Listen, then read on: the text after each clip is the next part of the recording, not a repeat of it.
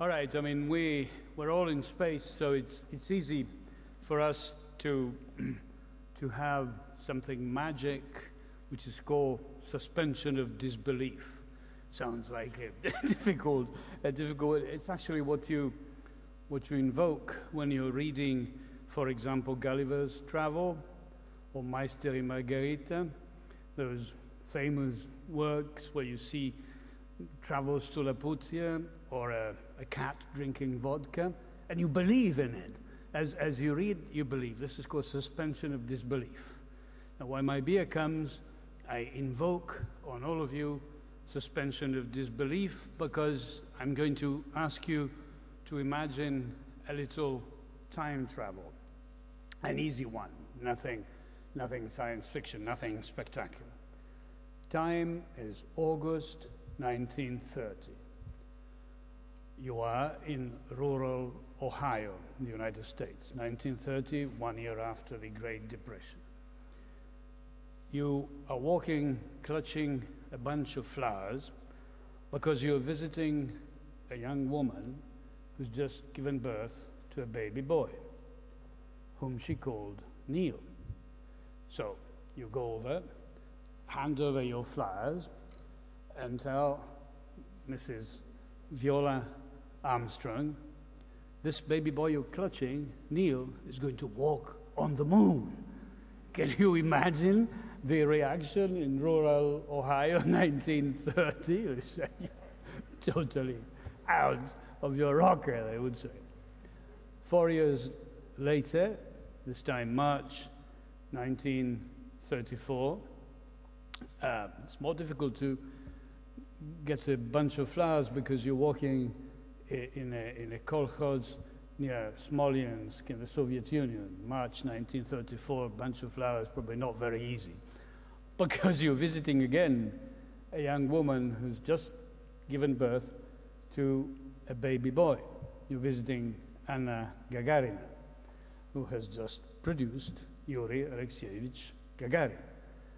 And you say, this little boy is going to be the first in space to travel around the moon, around the Earth. Can you imagine again? I mean, this Anna Gagarina was a kolkhoz worker, someone who actually did work in the fields, had already had 3 offspring, and then Yuri. Suspension of disbelief, but as we know, dramatically true. The proof is that here we are, we've been out in space, and we've been to the moon, and riding here on the metro, I was struck by a thought which I think could certainly guide most of us. Between Gagarin and Armstrong, there are only 8 years. Can you imagine that nowadays? 8 years without having the faintest idea how to do everything, with technologies that really Stone Age as seen from today. And yet in 8 years, from the first trip around the Earth to the first trip on the moon. It's somewhat unbelievable. But I, as you know, I have been a space astronomer for all my active life. And so riding here on the metro, I was struck by another thought, to me, far more dramatic. Are we approaching the end of electromagnetic astronomy? Profound thought, profound thought. And yet, you know, it's somewhat true when I have physically witnessed the whole of space astronomy, and space astronomy has given us the dimension of depth in space. We have reached the first moment when the universe became transparent to photons, to electromagnetic waves, but we have also completely covered, spanned the electromagnetic spectrum from radio to gamma rays. So, is there anything left to discover for the next generations in terms of electromagnetic astronomy before we move on to gravitational waves, who are a very tough nut to crack, or to neutrinos, even worse? Well, thank God, actually, the discovery space that we have now available to us still exists, and it's wider and wider. And I'll prove it to you with an example. Again, suspension of disbelief. We're going to do a poll here, okay? Imagine you're out there this summer, for example, on a beautiful night, cloudless, very clear sky. You're out in a deep, in the deep ocean, or on a beach, or on the summit of a mountain. The sky is full of stars. Difficult not to think when looking at stars.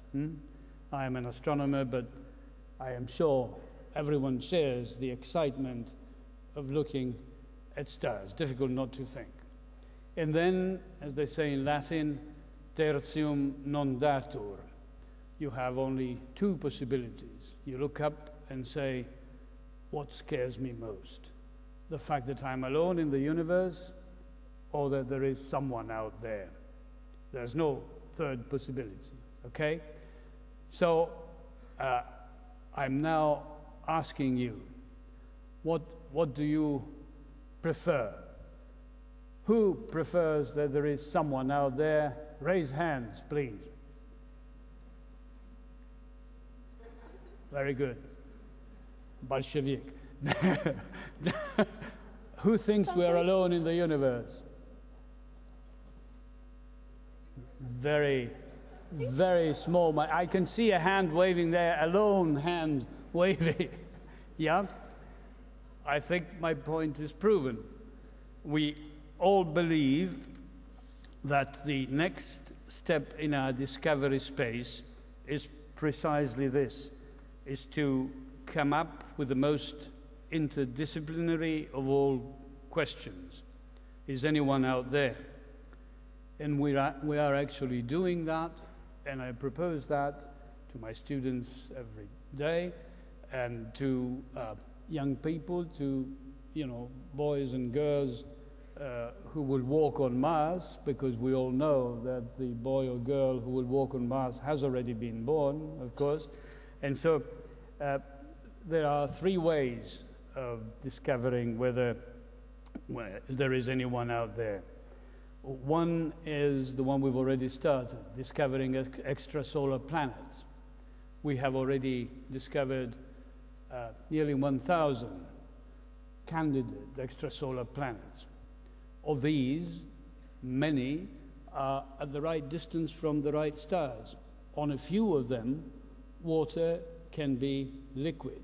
And we owe our existence on this planet because water on this planet has been liquid for 4.5 billion years. No liquid water, no life as we know it. But we now know that there are planets of the right size, the right kind of planets where that are right distance. Is the beer coming?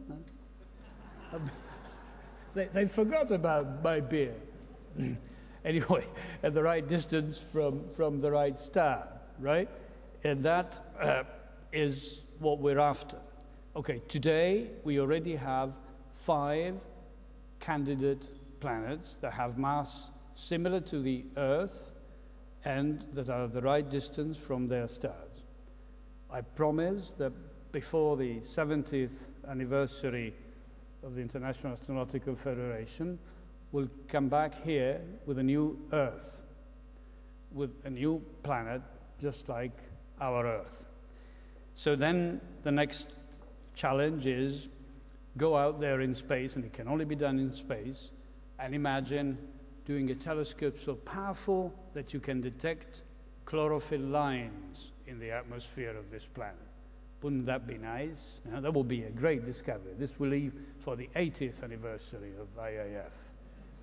Meanwhile, we continue the second way of finding an answer, whether there's anyone out there. And this is the search for extraterrestrial life through what I call contact astronomy. I have invented the concept of contact astronomy, which means going out there on Mars and scraping a planet, pick up a handful of sand, put it into your robot, eat it, digest, and does it taste organic? This This is the question. We'll soon have an answer to that. That will be very, very soon. You're not quite there yet, but we will be. Well, the next one is the beautiful thing that's already started, actually finding molecules, huge organic molecules, huge things on asteroids and in the tails, in the coma of comets. I'm sure many of you already know, but let me remind all of us that we have already found one of the 20 amino acids of which we are all made of in the tail of one comet, glycine. We have already found it. It's something that makes you think. And finally, I believe there's a second type of contact astronomy which is more for the dreamers, even more for the dreamers than normal astronomy is, and that is the search for someone out there who's clever enough to send us some signal, some sort. SETI, Search for Extraterrestrial Intelligence. Okay, this is not in space, but can I talk about it anyway? Astronomers do sort of astronomy from space, from the ground, it doesn't matter. It's the third and very important way. We've been trying for half a century to point a radio telescope at the stars and listen and maybe get a sequence of prime numbers into your telescope. That would mean someone who knows a little bit of mathematics in there. We in Italy are very much worried by the fact that, the Earth is surrounded by a sphere of expanding electromagnetic radiation, which we're very proud to say that it started more or less exactly a century ago by a guy called Guglielmo Marconi, who was the first one to send radio signals. It's expanding at the speed of light, therefore has a radius of 100 light years, and it includes hundreds of stars in our immediate galactic neighborhood. But now this bubble, this sphere, this bubble, we actually call it Marconi-Berlusconi, in the sense that it also includes a tremendous density of electromagnetic waves that are produced by TV, not just by Berlusconi, of course, but I mean, among others. I mean, we in Italy have, so Marconi had the Nobel Prize in Physics, as we all know. Berlusconi not quite yet, but we're working on it. We are sure. Okay, so seriously now, we have a new dimension to SETI coming up, because there's a whole new dimension of radio astronomy from the ground. Again, in the next 50 years, I am quite convinced that we shall have received that sequence of prime numbers. Thank you very much. My dear. Grazie. Thank you very much.